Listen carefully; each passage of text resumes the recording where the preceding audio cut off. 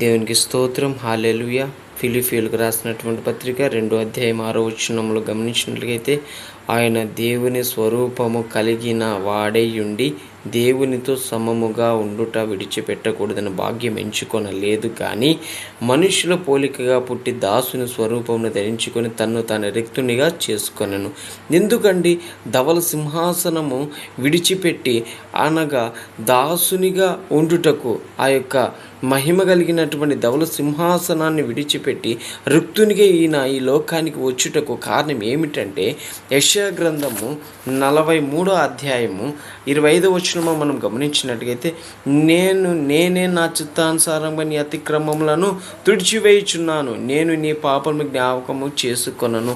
ఆయన పరిశుద్ధంగా ఉన్నాడు కనుక మనం కూడా పరిశుద్ధులుగా ఉండుటకు, అనగా ఏ ద్వారా కూడా పాపం నుండి విమోచన కలగదని పవిత్రమైన రక్తం, పుణ్యమైన రక్తం ఆ యొక్క దేవాది దేవుడు వచ్చి చిందించితేనే తప్ప ఈ పాపం నుంచి మనకు విడుదల కలగదు గనుక ఆయన ఈ లోకానికి వచ్చాడు. ఎంతో మనల్ని ప్రేమించి ఆ యొక్క క్రీస్తు కలిగినటువంటి మనము కలిగి ఉండేటకు ఆయన ఒక మాదిరిగా చూపుటకు ఈ లోకానికి వచ్చాడు. దయతో నా సహోదరుడా, ఆ యొక్క దేవుడు ఇచ్చినటువంటి సొంత రక్షణను భయముతో వణుకుతోనూ కాపాడుకున్నట్లయితే దేవుడి నీ పట్ల అనేకమైన గొప్ప కార్యములు చేయుటకు సంసిద్ధంగా ఉన్నాడు. హల్లెలూయా.